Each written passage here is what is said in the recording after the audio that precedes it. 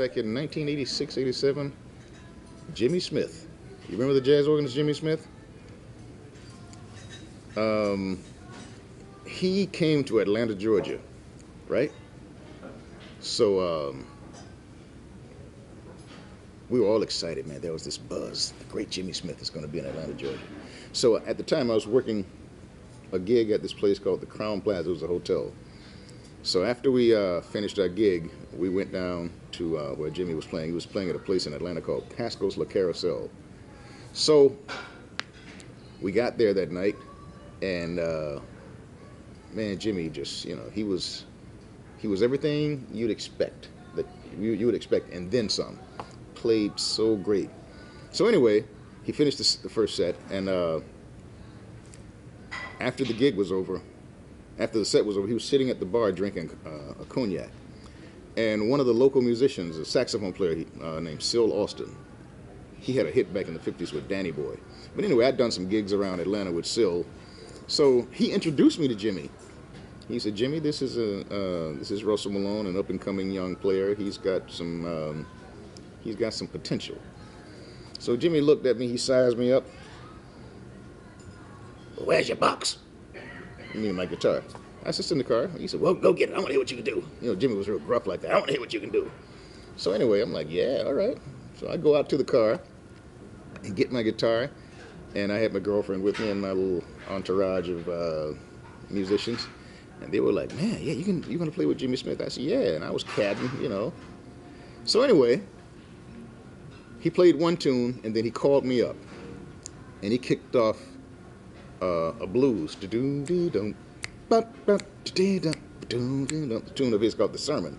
So anyway, he sets the tune up, and after he plays the melody, he motions for me. I'm standing on this side of him to his left. He motions for me to start soloing. So I start to solo, and I played a whole lot of crowd-pleasing stuff just to get house. And my girlfriend, she's out there cheering for me, and all my buddies, they're like, yeah, yeah, yeah. And so I'm like, I have my chest stuck out, feeling good about what I'd just done, right? So anyway, Jimmy's checking this out, so he plays a little bit and then closes the tune out. Then, this is when he starts to play a ballad. He played this ballad by David Raxon called Laura. And I didn't know the tune. And that's one of those songs that you just don't hear your way through. It's got a lot of things happening harmonically. So he plays the tune, and I'm like struggling, trying to hear where it's going. And then he gets through a chorus of the melody, and then he motions for me to solo. And he kicked my behind from Genesis to Revelations. And I'm like, oh my God, man. And the more I struggled, the more difficult he made it for me. He started, playing all of these weird harmonies, and then he was playing, in one time, his hands were playing in, time, but his foot was doing something else. I'm like, God darn it, why is he doing this? So anyway, I got embarrassed. I pretty much got my behind handed to me. So anyway, after the song was over, I'm really embarrassed. And so he said, yeah, Russell Malone, ladies and gentlemen. And then he looked at me and he said, whenever we let youngsters sit in with us, we always like to make sure that they learn something. And he looked at me, he said, did you learn something, young man? I said, yes, sir. And so I sat down. Man, I was so embarrassed. And my buddies were teasing me, and my girlfriend was like, you got some work to do. So anyway, Jimmy plays one more tune, closes out the set, goes back to the bar, drinking more cognac, talking with Syl Austin, and he had his back turned to me. So I was going to go home, because I was really embarrassed. But I wanted to thank the old man for letting me sit in with him. So I tapped him on the shoulder, and he turned around, and before I could get the next sentence out of my mouth, he got in my face, pointed his finger in my chest. He said, let me tell you something. He said, all those guys that you're trying to play like.